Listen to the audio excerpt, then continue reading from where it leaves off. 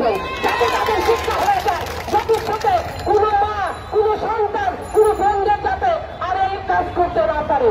17 বছর ধরে রাস্তায় থাকতে থাকতে আমরা রাস্তা চিনে ফেলেছি। আপনাদেরকে অতি তাড়াতাড়ি এই বিচার করতে হবে। বাংলাদেশে একটা গ্রহণযোগ্য নির্বাচন দিয়ে নির্বাচনী সরকারকে ক্ষমতায় আনতে হবে। দেশের পরিস্থিতিকে সামাল দিতে হবে।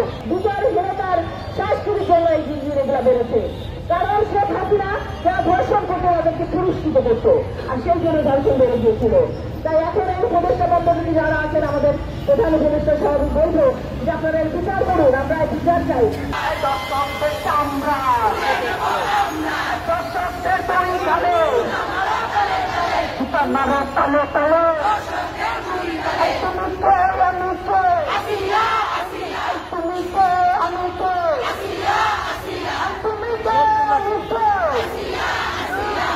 লাগলে রসিলে দর্শকদের